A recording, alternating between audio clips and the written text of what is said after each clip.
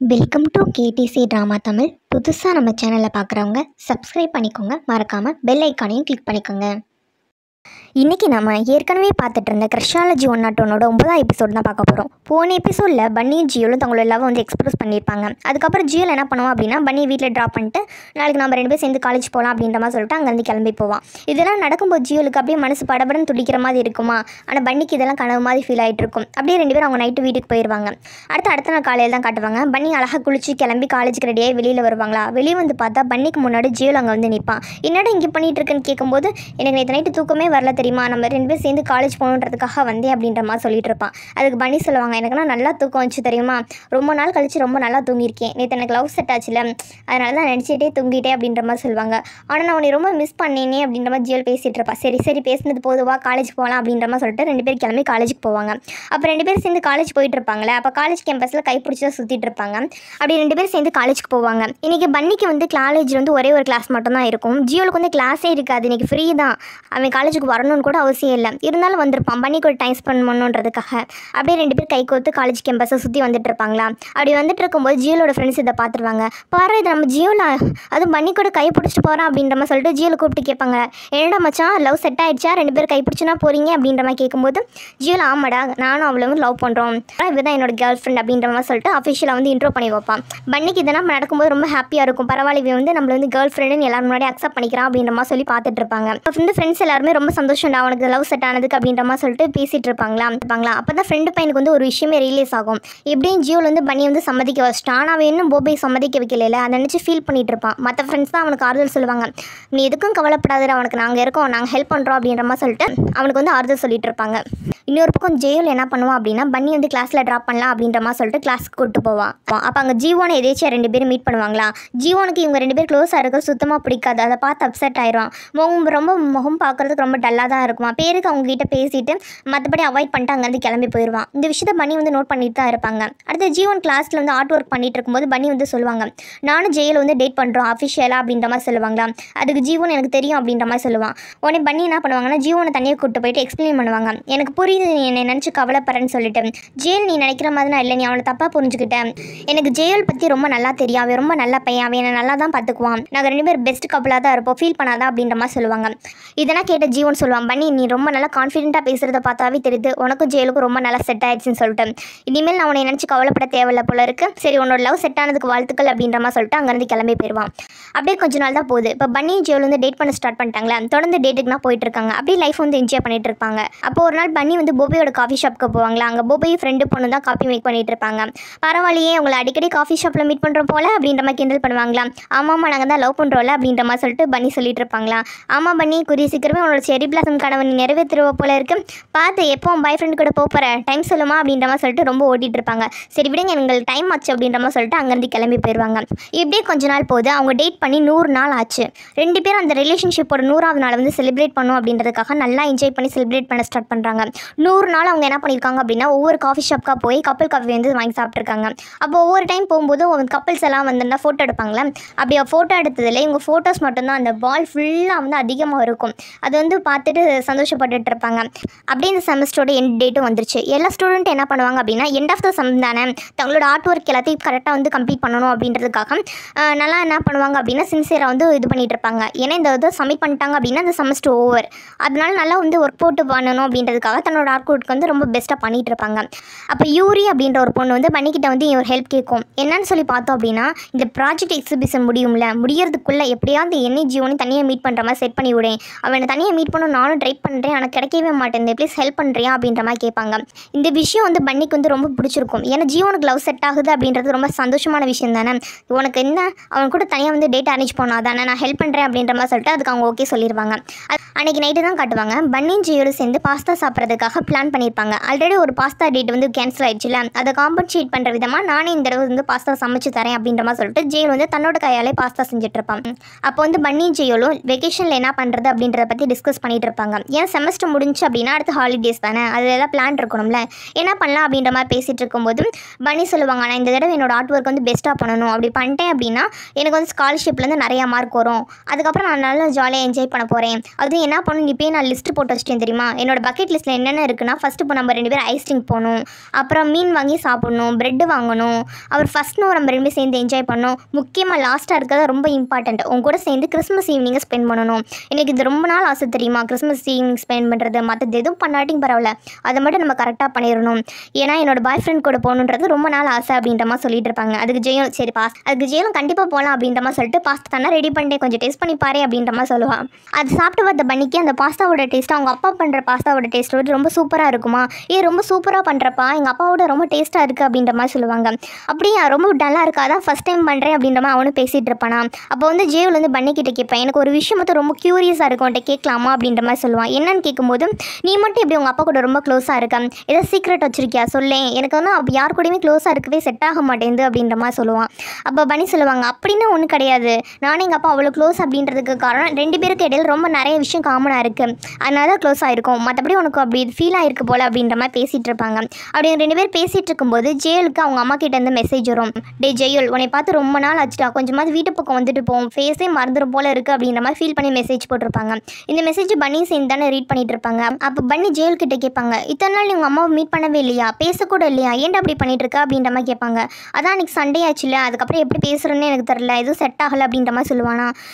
என்ன தெரிலன்னு சொல்கிறேன், அம்மாட்ட பேசாமையா இருப்ப பாரு, அவங்க மிஸ் பண்ணுறேன்னு சொல்லியிருக்காங்களே, பதிலுக்கு நீ தான் சொல்டா அப்படின்ற மாதிரி சொல்லுவாங்க. என்ன சொல்கிறது, நாங்கள் அப்படின்னா பேசிக்க மாட்டோமே, அது மட்டும் எனக்கு எங்கள் அம்மாவுக்கும் அவ்வளோக்கா செட் ஆகாது அப்படின்ற மாதிரி பேசிகிட்டு இருப்பான். பண்ணி பார்ப்பாங்க, இதெல்லாம் வேலைக்காகன்னு சொல்லிட்டு ஜெயலோட ஃபோனை பிடிங்கி கொண்டா அப்படின்ற மாதிரி சொல்லிட்டு அவங்க அம்மாவுக்கு வந்து இவங்களே மெசேஜ் பண்ணுவாங்க, அம்மா நானும் உன்னை ரொம்ப மிஸ் பண்ணுறேம்மா அப்படின்ற மாதிரி சொல்லிட்டு உடனே ஜெயல் எதுக்கும் அனுப்புகிறேன், நம்மளால் அழிக்க போகிறேன் பாரு அப்படின்ற மாதிரி போவானா. அதுக்குள்ளே அவங்க அம்மாட்ட வந்து பதில் மெசேஜ் வரும், என்னோட பிள்ளைக்கு எவ்வளோ உட்காரு, இது கேட்கும்போது ரொம்ப சந்தோஷமாக இருக்குப்பா, பார்த்து ஒழுங்காக இருப்பா அப்படின்ற மாதிரி மெசேஜ் போட்டிருப்பாங்க. இந்த விஷயம் வந்து ஜெயலுக்கே ஷாக்கிங்காக இருக்கும், ஏன்னா அம்மா உடனே ரிப்ளை பண்ணிட்டாங்க அப்படின்ற மாதிரி பார்த்துட்டு இருப்பான். அடுத்த நாள் காலையில் பன்னியோட எக்ஸ் பாய் ஃப்ரெண்ட் போங்ஸ் வந்து காலேஜுக்கு வருவான். அவன் ஃப்ரெண்டு கிட்ட, நான் பன்னியை பிரேக்கப் பண்ணதுலேருந்து ரொம்ப கஷ்டப்பட்டு தாண்டா இருக்கேன், ஆனால் அவன் மட்டும் ரொம்ப ஹாப்பியாக இருக்கா, இப்போ கூட ஒரு பையனை டேட் பண்ணிட்டு இருக்கான்னு சொல்லி கேள்விப்பட்டேன், இங்கே பாரு காலேஜ் வெப்சைட்டில் கூட அவங்க பிக்சர் போட்டிருக்காங்க, இந்த பையன் யார், இவனை பற்றி உனக்கு ஏதாவது தெரியுமா அப்படின்ற மாதிரி கேட்பான். அதுக்கு ஃப்ரெண்டு பையன் சொல்லுவான், இவன் வந்து பெரிய சிஓட பேரண்டா, அது மட்டும் இல்லாமல் இந்த ஃபோட்டோ வந்து நம்ம காலேஜில் ஃபங்க்ஷன் நடக்கும்ல, அந்த ஃபங்க்ஷனில் எடுத்த ஃபோட்டோ தாண்டா, பாரு எவ்வளோ க்ளோஸாக இருக்காங்கன்னு சொல்லிட்டு. அன்றைக்கி அந்த பையன் எல்லாரும் முன்னாடி லவ் வந்து ப்ரப்போஸ் பண்ணால் காலேஜ் ஃபுல்லாக இதை பற்றி தான் பேசிகிட்டு இருக்காங்க அப்படின்ற மாதிரி சொல்லுவாங்க. என்னடா சொல்கிறேன்னு கேட்கும்போது, ஆமாடா அது மட்டும் இல்லாமல் 2 பேரும் ஒரே டிபார்ட்மெண்ட் வேலை, காலேஜில் இப்போ என்ன பேசிக்கிறாங்க தெரியுமா, பன்னி அந்த போங்ஸோ அப்படின்ற குப்பையை தூக்கி போட்டதுனால தான் இப்போ ஜீவன் அப்படின்ற வயிறு அவனுக்கு கிடச்சிருக்கா அப்படின்ற மாதிரி பேசிகிட்டு இருக்காங்க, பார்த்து மச்சான் பார்த்து கேர்ஃபுல்லாக இரு அப்படின்ற மாதிரி சொல்லிட்டு அவன் இன்னொரு பக்கம் சொல்லிட்டு போவான். ஏற்கனவே இவன் டென்ஷனாக இருக்கான், அவன் இதில் வேறு இவ்வளோ பொருளை கிளப்பி விட்டு இங்கேருந்து கிளம்பி போகிறேன். இன்னொரு சைடு யூரி தான் கட்டுவாங்க. யூரி என்ன பண்ணியிருப்பாங்க அப்படின்னா, பன்னி அப்புறம் ஜீவன் 2 பேரும் வந்து சாப்பிட்றதுக்காக இன்வைட் பண்ணியிருப்பாங்க. உடனே இவங்க 2 பேரும் சேர்ந்து காலேஜில் இருக்க கேன்டீனுக்கு தான் சாப்பிடலாம் அப்படின்ற மாதிரி போயிருப்பாங்க. அந்த டைம் பன்னி என்ன பண்ணுவாங்க அப்படின்னா, கரெக்டாக உங்களுக்கு ஆப்பர்ச்சுனிட்டி ஏற்படுத்தி கொடுக்குறேன்னு ஆல்ரெடி பேசியிருந்தாங்கல்ல, ஆனால் எனக்கு இம்பார்ட்டண்டான வேலை வந்துருச்சு, நான் அர்ஜென்ட்டாக போகணும் அப்படின்ற மாதிரி சொல்லிட்டு இவங்க 2 பேருக்கு செட் பண்ணி விட்டு அங்கேருந்து கிளம்பி போயிடுவாங்க. அவங்க போனதுக்கப்புறம் யூரியும் ஜீவனும் சாப்பிட்டுட்டு இருப்பாங்களா. யூரிக்கு இந்த இடமே செட் ஆகிருக்காது, ஏன்னா காலேஜ் கேன்டீன்லாம் அவங்க சாப்பிட்ருக்க மாட்டாங்க, அந்த இடம் செட் ஆகாமல் அவங்க வந்து கொஞ்சம் ஆக்வர்டாக ஃபீல் பண்ணிட்டு இருப்பாங்க. ஆனால் ஜீவனுக்கு அப்படின்னா இல்லை, அடிக்கடி பன்னி கூட இங்கே வந்திருக்கானே, ஆனால் இடம்னா ஒன்றும் பெருசானா அவனுக்கு தோணாது, சாப்பிட்ற நல்லா இருந்தால் போதும் அப்படின்ற மாதிரி சொல்லிட்டு பையன் சாப்பிட்டுட்டு இருப்பான். அப்போ வந்து யூரி வந்து ஜீவன் கிட்டே கேட்பாங்க, நீங்கள் ஏன் யாரையுமே லவ் பண்ணலை, இது வரைக்கும் நீங்கள் யாரையும் டேட்டும் பண்ண கிடையாது, உங்களுக்கு யாரையும் பிடிச்சிருக்கா, ஏன் பண்ணலை அப்படின்ற மாதிரி கேட்கும்போது ஜீவன் சொல்லிடுவான், எனக்கு வந்து ஒரு பொண்ணு ரொம்ப பிடிச்சிருக்கு, நான் உங்களை லவ் பண்ணுறேன், ஆனால் அந்த பொண்ணுக்கிட்ட வந்து நான் லவ் பண்ணுறேன் அப்படின்றத இன்னும் சொல்லலை, கூட இருந்தே அந்த பொண்ணை பார்த்துட்ருக்கேன், எனக்கு அதுவே போதும், ஹாப்பியாக இருக்கேன் அப்படின்ற மாதிரி சொல்லுவாங்க. இதை கேட்டுட்டு இருந்த யூரிக்கு புரிஞ்சு போச்சு, அப்போ இவன் நமக்கு செட் ஆக மாட்டா அப்படின்ற மாதிரி சொல்லிட்டு சரிங்க அடுத்து மீட் பண்ணலாம் அப்படின்ற மாதிரி சொல்லிட்டு அவங்களும் அங்கேருந்து போயிடுவாங்க. கட் பண்ணால் பன்னியை தான் காட்டுவாங்க. அவங்க ஆர்ட் ஒர்க் பண்ணிட்டு இருப்பாங்க. அப்போ திடீர்னு அங்கே போங்ஸோ வந்து நிற்பான்.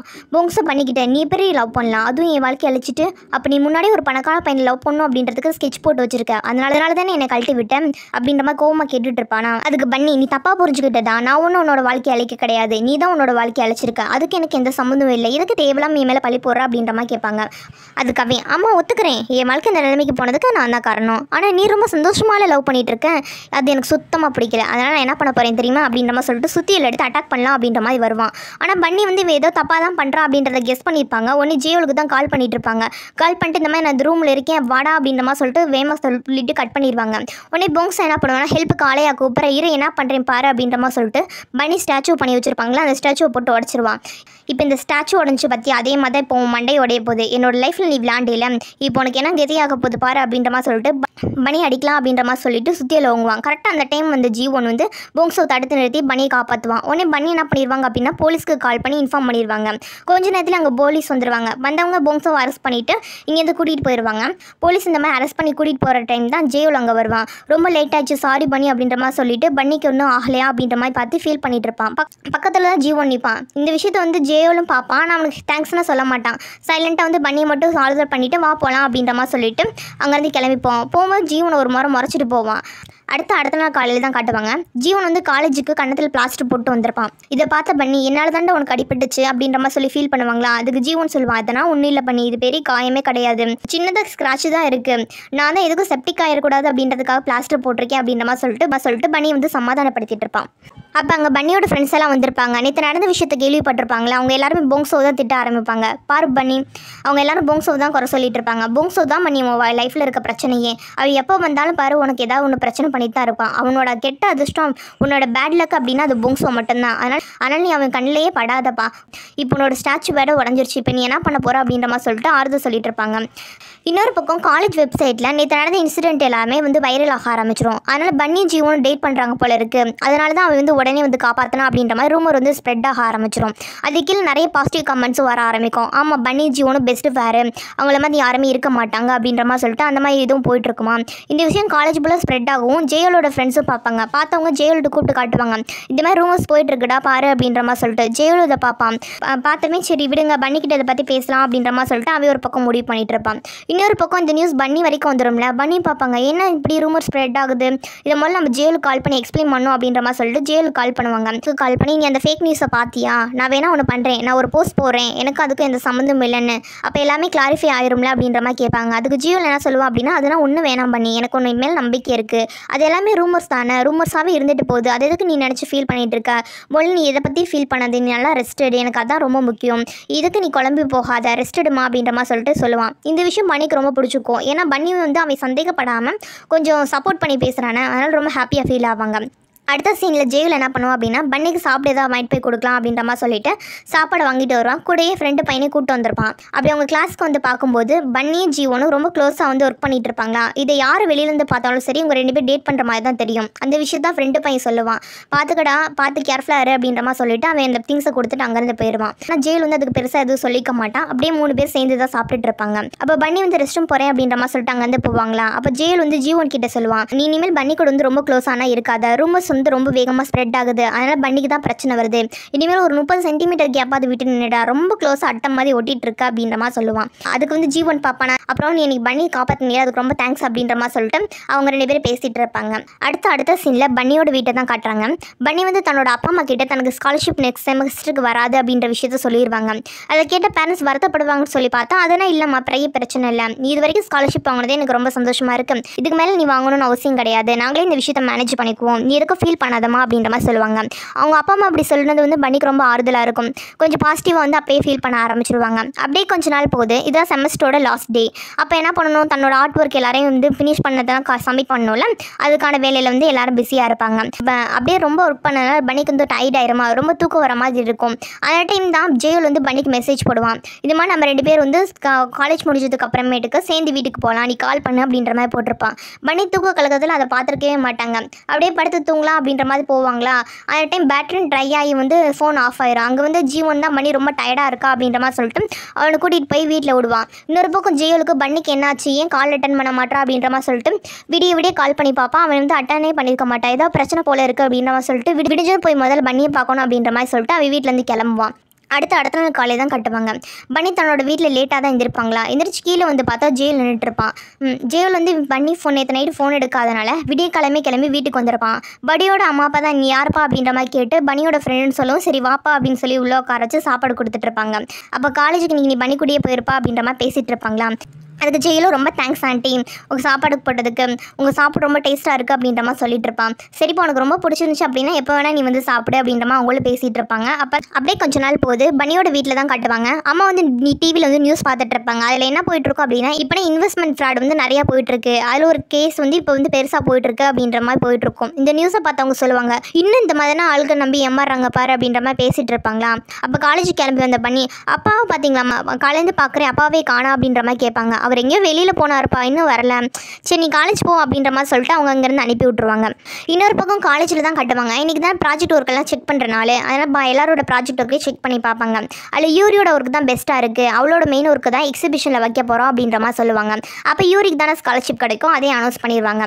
பன்னிக்கு வந்து ஃபீல் ஆகும் நம்ம ஒருவேளை லவ் பண்ணுறோம்னு சொல்லிட்டு ஒழுங்கு கான்சன்ட்ரேட் பண்ணால் முட்டோமோ அதனால தான் நமக்கு கிடைக்கலையோ அப்படின்ற மாதிரி சொல்லிட்டு ஃபீல் பண்ணி நின்றுட்டு இருப்பாங்க. லெக்சர் வந்து பன்னியை கூப்பிட்டு சொல்லுவாங்க நீ பெஸ்ட் ஸ்டூடெண்ட் எனக்கு நல்லாவே தெரியுமா, உன்னோட ஒர்க்கு உடஞ்சி போச்சு, இல்லைன்னா நீ இதை விட பெஸ்ட்டாகவே பண்ணியிருப்ப, இருந்தாலும் நாங்கள் வந்து ஃபேராக தானே ஜட்ஜ்மெண்ட் பண்ணணும், அதனால் நீ ஃபீல் பண்ணாத, வேறு ஏதாவது உனக்கு வழி இருந்தால் சொல்கிறேன் அப்படின்ற மாதிரி சொல்லிட்டு அங்கேருந்து கிளம்பி போவாங்க. அவங்க என்ன தான் ஆறுதல் சொன்னாலும் பன்னிக்கு ஒரு ஃபீலிங் இருந்துட்டு தான் இருக்கும். ஏன்னா ஸ்காலர்ஷிப் மிஸ் பண்ணிட்டோம், கிடச்சிருந்தா நல்லா இருக்கும்ல அப்படின்ற மாதிரி ஃபீல் பண்ணிகிட்டு இருப்பாங்க. ஃப்ரெண்ட்ஸ் எல்லாரும் அதுக்கு ஆறுதல் சொல்லிட்டு இருப்பாங்களா. அப்போ பன்னிக்கு வந்து அவங்க அம்மா கிட்டேருந்து கால் வரும். என்னதுன்னு கேட்கும்போது நீ உடனே கிளம்பி போலீஸ் ஸ்டேஷன் வாமா, உங்கள் அப்பா வந்து காலையில் நம்ம நியூஸ் பார்த்தோம்லமா இன்வெஸ்டிகேஷன் ஃப்ராடு, அதில் வந்து நம்பி ஏமாந்து போயிட்டாரு, இப்போ போலீஸ் ஸ்டேஷனில் தான் இருக்காரு, அவருக்கு ஆறுதலுக்கு வாமா அப்படின்ற மாதிரி சொல்லுவாங்க. உடனே பன்னி கிளம்பி போலீஸ் ஸ்டேஷன் போவாங்களா. என்னாச்சு பையன் இப்படி போய் பண்ணீங்க அப்படின்ற மாதிரி சொல்லிட்டு அவங்களும் கேட்பாங்க. அம்மா எதுக்குங்க இவ்வளோ காசை வேஸ்ட் பண்ணீங்க, அதுவும் அவ்வளோ அமௌண்ட் நீங்கள் தான் நிறையா போட்டிருக்கீங்கன்னு கேட்கும்போது அம்மா உனக்கே ரொம்ப உடம்பு முடியல, பன்னிக்கு வேறு ஃபீஸ் கட்டணும், காசு நம்மக்கிட்ட கொஞ்சம் தானே இருந்துச்சு, இன்வெஸ்ட் பண்ணால் டபுளாக வருன்றதுக்காக போட்டு ஏமாந்துட்டேன், என்னென்னமா பண்ண சொல்கிறீங்க, இப்படி நடக்கும் நான் ஏன் நினச்சி கூட பார்க்கல, அவள் என்னோட ஃப்ரெண்டு ரொம்ப நம்பிக்கையானவே நினச்சி தான் போட்டேன், அவள் இப்படி ஏமாத்தவன்னு கொஞ்சம் கூட நினைக்கலாமான்னு ஃபீல் பண்ணிட்டு இருப்பாங்க. இன்னொரு பக்கம் ஜெயலுக்கு வந்து கால் வருமா, அதை கேட்டால் வந்து ரொம்ப சந்தோஷப்படுவான். ஏன்னா அவன் பார்ட்டிசிபேட் பண்ண ஒரு காம்படிஷனில் ஃபஸ்ட் ரவுண்டில் வந்து வின் பண்ணிட்டாங்க, நெக்ஸ்ட் ரவுண்டுக்கு நீங்கள் போகலாம் எலிஜிபிள் அப்படின்ற மாதிரி சொல்லி கால் பண்ணியிருப்பாங்க. இதை கேட்டதும் அவங்க ஃப்ரெண்ட்ஸ் கூட தான் சேர்ந்து சொல்லுவானா, ஃப்ரெண்ட்ஸ் எல்லாம் சரி ஓகேடா நம்ம எல்லாம் சேர்ந்து செலிப்ரேட் பண்ணலாம் அப்படின்ற மாதிரி பிளான் பண்ணிட்டு இருப்பாங்க. உடனே என்ன பண்ணுவோம் அப்படின்னா இந்த ஹாப்பியான விஷயத்தை பன்னிக்கிட்ட சொல்லணும்னு சொல்லிட்டு பன்னி கால் பண்ணி இந்த மாதிரி நான் ஃபஸ்ட் ரவுண்டில் கிளியர் பண்ணி வின் பண்ணிட்டேன், அதனால் நாங்கள் பார்ட்டி பண்ணுறோம் நீ வா அப்படின்ற மாதிரி இன்வைட் பண்ணுவாங்க. ஆனால் பன்னி இப்போ இருக்க சுச்சுவேஷனை ஜியோ கிட்ட சொல்ல மனசு இல்லை, ஏன்னா சொன்னால் ஜியோலோட மைண்ட் அப்செட் ஆயிருன்றதுனால இல்லைப்பா நீ பார்ட்டி பண்ணு, எனக்கு அந்த மாதிரி பார்ட்டிக்குன்னா வரதுக்கு பிடிக்காது, ரெண்டாவது எனக்கு ரொம்ப டயர்டாக இருக்குது ஆனால் கொஞ்சம் ரெஸ்ட் எடுக்கணும்னு நினைக்கிறேன் அப்படின்ற மாதிரி சொல்லுவாங்க. சரி நீ பாரு அப்படின்ற மாதிரி சொல்லிட்டு அவனுக்கு கட் பண்ணிடுவாங்க. அப்போ வந்து பன்னி வந்து ரொம்ப ஃபீல் பண்ணி உட்காந்துருப்பாங்களா. அந்த டைம் கரெக்டாக பன்னியோட ஃப்ரெண்ட்ஸ் போபியோ ஃப்ரெண்டு பொண்ணு உள்ளே வருவாங்க.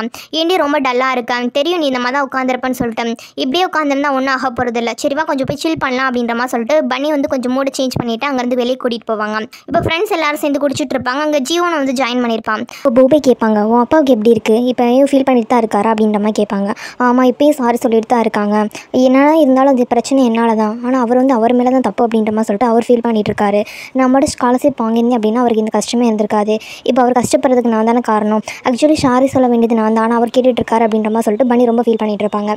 இதை கேட்டுட்டு இருந்த ஜீவன் அதனால் உன் மேலே ஒன்றும் தப்பு இல்லை பண்ணி, இந்த தடவை ஸ்காலர்ஷிப் வாங்காட்டி என்ன அடுத்த தடவை வாங்கிக்கலாம், அதனால் நல்லா கான்சன்ட்ரேட் பண்ணி படி, இப்போ அந்த பேச்சை விட அப்படின்ற மாதிரி சொல்லுவான். அதுக்கு பண்ணி சொல்லுவாங்க எனக்கு தெரிஞ்சு அடுத்த தடவை நான் ஸ்காலர்ஷிப் வாங்குவேனான்னு தெரில, ஏன்னா இப்போயே எனக்கு இன்ட்ரெஸ்ட் இல்லைன்றப்ப அடுத்த தடவை என்னோட ஆர்ட் ஒர்க் எப்படி பெஸ்ட்டாக இருக்கும், எனக்கு தெரிஞ்சு ஸ்காலர்ஷிப் கிடைக்கிறது கஷ்டம் தான் அப்படின்ற மாதிரி பேசிகிட்டு இருப்பாங்க. இன்னொரு பக்கம் ஜெயில் என்ன பண்ணுவோம் அப்படின்னா அவங்க ஃப்ரெண்ட்ஸ் கிட்ட சொல்லுவான் இன்றைக்கி அவங்க கூட சேர்ந்து வின்னிங் பார்ட்டிலாம் கலந்துக்க முடியாதுடா, பன்னி வந்து ரொம்ப டல்லாக பேசினா அவங்க கூட தான் போய் டைம் ஸ்பெண்ட் பண்ண போகிறேன் அப்படி, அதனால் நீங்கள் போயிட்டு வாங்க அப்படின்ற மாதிரி சொல்லிட்டு பன்னிக்கு மெசேஜ் போடுவான். இந்த மாதிரி நம்ம 2 பேர் சேர்ந்து இன்றைக்கி சாப்பிட்லாமா அப்படின்ற மாதிரி. பன்னி இன்னும் அவங்க ஃப்ரெண்ட்ஸ் கூட தான் டைம் ஸ்பெண்ட் பண்ணிட்டு இருப்பாங்க, அதனால் மெசேஜ் வந்து நோட்டிஃபிகேஷன் கவனிச்சிருக்கவே மாட்டாங்க, அவங்க பாட்டுக்கு பார்ட்டி பண்ணி என்ஜாய் பண்ணிட்டு இருப்பாங்க. இந்த சைடு பார்ட்டி பண்ணுறதுக்காக வந்த ஜெயிலோட ஃப்ரெண்ட்ஸு பன்னி இங்கே இருக்கிறத பார்த்தது உடனே ஜெயில் கால் பண்ணி இன்ஃபார்ம் பண்ணுவாங்க இந்த மாதிரி பன்னி இங்கே இருக்காடா அப்படின்ற மாதிரி சொல்லிட்டு. உடனே ஜெயில் நான் உடனே கிளம்பி வரேன் அப்படின்ற மாதிரி சொல்லிட்டு அங்கே வந்து கிளம்பி வருவான். இங்கே பன்னி அவங்க ஃப்ரெண்ட்ஸும் ரொம்ப குடிச்சிருப்பாங்கல்ல, சரி ரொம்ப லேட் ஆச்சுன்றதுனால வீட்டுக்கு போகலாம் அப்படின்ற மாதிரி கிளம்புவாங்க. பன்னி ஓவராக குடிச்சனால அவங்களுக்கு ரொம்ப தூக்கமாக வருமா, ஆனால் என்ன பண்ணுவாங்க ஜீவன் மேலே வந்து அப்படியே சாஞ்சு தூங்குற மாதிரி போயிடுவாங்க. கரெக்டாக அந்த டைம் அங்கே வந்து ஜெயில் வந்து இதை பார்த்துருவான். அவன் வந்து ரொம்ப தப்பான எடுத்துக்க மாட்டான், இது நார்மல் தான் அப்படின்ற மாதிரி சொல்லிட்டு பக்கத்தில் போவான். என்ன அவனுக்கு எப்படி தோணும், ஜீவன் வந்து பன்னியோட சுச்சுவேஷன் யூஸ் பண்ணி அவள்கிட்ட அட்வான்டேஜ் எடுத்துக்க பார்க்குற மாதிரி தானே தோணும். ஆனால் ஜீவன்கிட்ட வான் பண்ணுவான், எனக்கு புரியுது நீங்கள் 2 பேரும் வந்து ஒரே டிபார்ட்மெண்ட் தான், அது மட்டும் இல்லாமல் பன்னி உனக்கு சீனி நீ ஜூனியர் தெரியும், டைம் ஸ்பெண்ட் பண்ணுறதுனா நார்மல் தான், இருந்தாலும் இந்த மாதிரி ரொம்ப க்ளோஸான டைம் ஸ்பெண்ட் பண்ணாதே, இனிமேல் உன்னோட லைனை கிராஸ் பண்ணாமல் அது லைன்லேயே இரு, இனிமேல் உன்னை அப்படியே மாதிரி பார்க்கக்கூடாது, நானே பன்னி கொண்டு போய் வீட்டில் விட்டுறேன் அப்படின்ற மாதிரி சொல்லிட்டு பன்னி என்கிட்ட கூட அப்படின்ற மாதிரி சொல்லி பன்னி தாங்கிட்ட வாங்கிக்குவான். ஜீவனுக்கு என்ன நடக்கும்னே புரியல, அப்படின்னா நம்ம தப்பாக பண்ணிட்டோம், ஏன் இப்படி நம்மளை பேசணும் தெரியலையே அப்படின்ற மாதிரி சொல்லிட்டு அவன் ஒரு பக்கம் பார்த்துட்டு இருப்பான். இதோட என்ன ஆகுது அப்படின்னா இந்த எபிசோட் வந்து முடியுது. நான் எக்ஸ்பிளைன் பண்ணது உங்களுக்கு பிடிச்சிருந்துச்சு அப்படின்னா மறக்காம சப்ஸ்கிரைப் பண்ணுங்க, லைக் பண்ணுங்க, ஷேர் பண்ணுங்க, கமெண்ட் பண்ணுங்க. தேங்க்யூ ஃபார் வாட்சிங்.